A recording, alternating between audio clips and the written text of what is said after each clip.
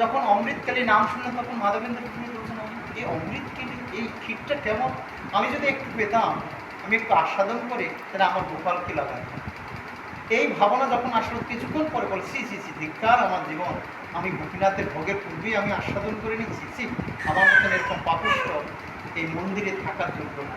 তখন তিনি কী করলেন, এই গোপীনাথের মন্দির যেখানে তার থেকে কিঞ্চিত অদূরেই শূন্য হাট বলে আছে, সেখানে বসে উপবেশন করে ভগবানের চিন্তন করছেন।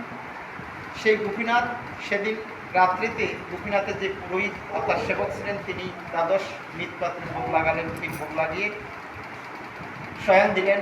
শয়ন অনন্তর যখন তিনি শয়ন করলেন পূজারী, তখন সেই রাধা গোপীনাথ পূজারীকে ডাকছে, পূজারী পূজারী উঠো, কী ব্যাপার? বলে, না দেখো আমার একজন এরকম পরম ভক্ত, তিনি শূন্য হাটে বসে আছে, তার নাম মাধব, আমি তার জন্য এক পাত্র ক্ষীর আমার কাপড়ের তলায় লুকিয়ে রেখেছি, তুমি আমার মায়াতে বুঝতে পারো। পূজারী মনে করছি হয়তো আরে কোনো স্বপ্ন হয়তো দেখছি।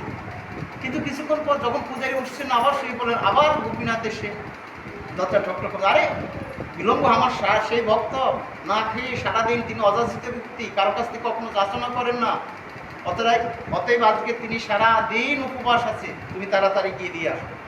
তখন কি হলো না, সেই পূজারী তাড়াতাড়ি স্নান আদি করে, আসমন আদি করে, তিলক আদি করে মন্দিরে যখন প্রবেশ করলেন, সত্যিকারেই ওই গোপীনাথের উত্তরী যখন সরালে তখন দেখতে পাচ্ছেন এক পাত্র ক্ষীর।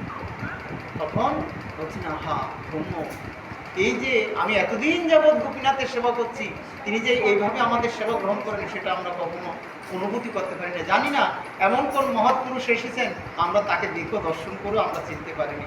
যা হোক, হে মহান, আপনার শ্রীচরণ কমলে আমি এখনও পর্যন্ত আপনাকে দর্শন করি নাই, কিন্তু কি আমি অজ্ঞাত অনুসারে আপনার শ্রীচরণ কমলে প্রণাম জানাচ্ছি। আজকে আপনার কৃপাতে আমি যে বুঝতে পেরেছি, অনুভূতি করতে পেরেছি গোপীনাথ আমাদের সেবা গ্রহণ করে। তখন তিনি সেই মৃৎ পাত্র নিয়ে অর্থাৎ ক্ষীরের পাত্র নিয়ে বলছেন, কোথায় কোথায় সে মাধবেন্দ্রপুরী, কে সে মাধবেন্দ্রপুরী, যার লাগি গোপীনাথ করিয়াছে ক্ষীরচুরি, কে সে মাধবেন্দ্রপুরী। তখন সেই মাধবেন্দ্রপুরী পাত তিনি চিন্তা করছেন, আরে এত রাত্রে কে আমাকে এই শূন্য হাটে আমার নাম ধরে ডাকছে, কে কে? এই পূজারী যখন এইভাবে অন্বেষণ করতে লাগলেন, ডাকতে লাগলেন, যখন মাধবেন্দ্রপুরী পাদের কাছে আসলেন তখন বলছেন, আমি সেই মাধবেন্দ্রপুরী। বলছে, আপনি সেই মাধবেন্দ্রপুরী? আহা হা ধন্য, আপনার জন্য আজকে আমি গোপীনাথে দর্শন পেয়েছি, আজকে অনুভূতি করতে পেরেছি। তখন এই নিন আপনার জন্য আমার গোপীনাথ ক্ষীরচুরি করেছি। এর পূর্বে কিন্তু কি গোপীনাথের নাম গোপীনাথে ছিল, ক্ষীরচোরা ছিল না। হ্যাঁ, এই ভক্তের জন্য তিনি চোরও বদনাম নিয়ে নিলেন।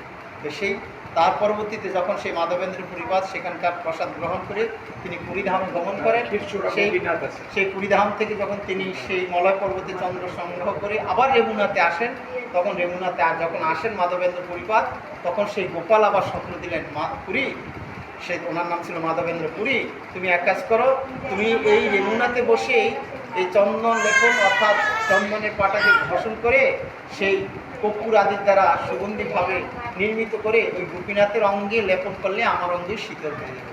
তখন সেই মাধবেন্দ্রপুরী পাদ তিনি কী করলেন, ওই বৃদ্ধ বয়সে ওই রেমুনাতে গোপীনাথের অঙ্গে পুরোহিতদেরকে সকলকে বললেন, দেখো এরকম এরকম ইচ্ছা। আর তার পূর্বেই তার পরিচয় পেয়ে গেছেন তিনি কীরকম মহান ভক্ত, তিনি কখনো মিথ্যা বলেন না। তো সেই থেকে আর কি এই চন্দন যাত্রাটা ভগবানের বিশেষ রূপে কথা শুনতে পারে বলে চন্দন যাত্রা মহামহোৎসব কি জয়, মাধবেন্দ্রপুরী পাদ কি জয়, জয় গোপীনাথ। সুন্দর হয়েছে।